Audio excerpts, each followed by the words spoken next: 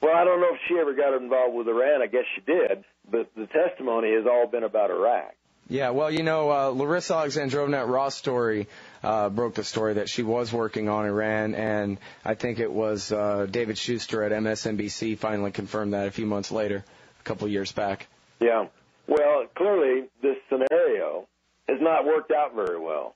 Well, even Musharraf, not Musharraf, but the guy who's now in power over there, Musharraf's still president, but he's not really running things anymore. But the guy who is pretty much running things, they're essentially rehabilitating, it looks like, A.Q. Kahn. And all of these people, the Pakistanis, including Musharraf, keep saying over and over again, A.Q. Kahn is a metallurgist. He's not a nuclear physicist. He didn't know anything about nuclear weapons. What he knows about is enriching uranium, and that's what he did, and that's what his network did.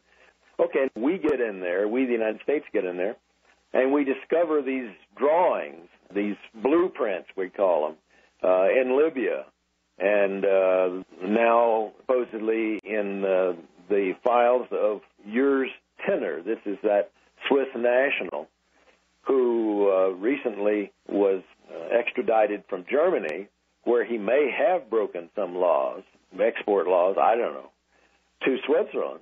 And apparently the Swiss have discovered, well, he hasn't broken any Swiss laws. So I don't know where it's all going.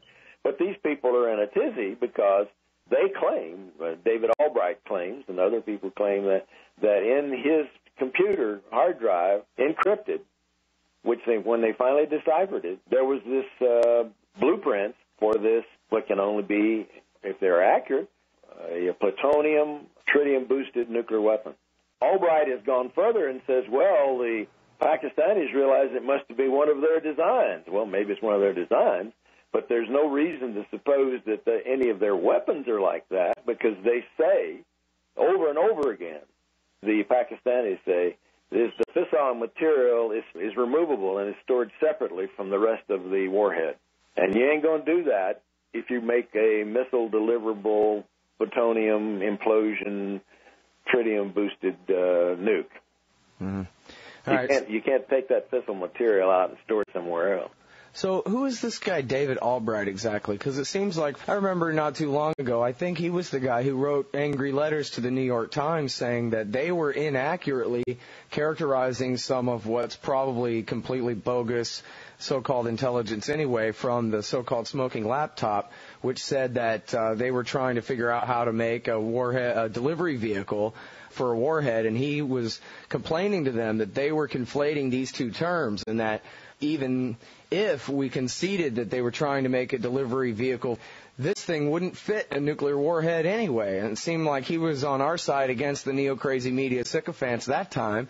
But you've often been very critical of this guy. I know he's in the newspapers all the time as the expert on what's going on with the axis of evil and the nuclear programs. Do you know this guy used to work at the nuclear lab with you, or what? No, hell no. In fact, he doesn't even have a Ph.D. in physics, so he's not a member of the club. He doesn't have the union card. And he shouldn't be able to call himself Dr. Albright and allow other people to think that he's got a Ph.D. in physics or nuclear physics, which he does not have. I understand he does have some kind of honorary degree in something or other, but I don't know what. But anyway.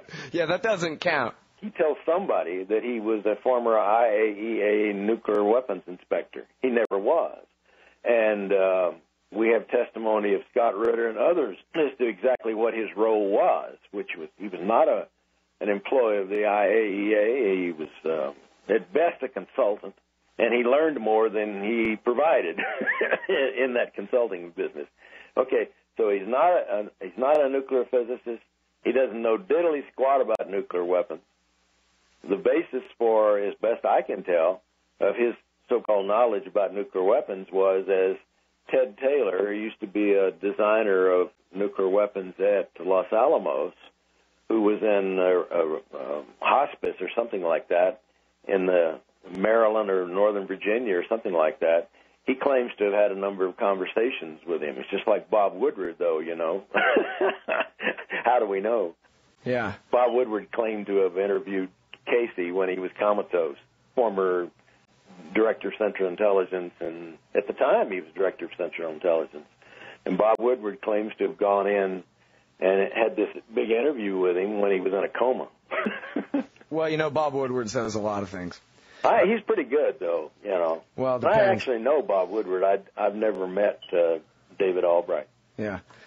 All right. Well, listen, I've probably got a million more questions, but I can't keep them all straight, and I think you've helped clear up a lot of this stuff.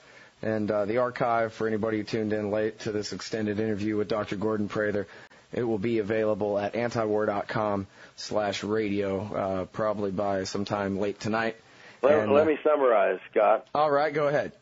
The Bush-Cheney administration, nearing its end, has opened Pandora's box, and there are demons all over the damn place. And their aims and their goals and what they're trying to do in India and in Iran and in Syria and in North Korea and even in Switzerland, for goodness sake, are all incompatible. They're just going off in all directions. It is almost chaos, and that's not good. Right. It seems like even the North Korea policy, you know, we've got them lifting some sanctions on one hand. At the same time, we're still beating them over the head with forcing them to try to prove a negative on the other hand. And even all these brand new, you know, fantastic accusations about North Korea in Syria and so forth really does seem like the right hand and the left hand don't even know each other exist up there in the Bush administration sometimes. Yeah, and then you got the Russians and the Chinese and the Indians all sitting around here saying, well, how can we profit from this mess? Well, I'm sure they'll figure out a way, Doc.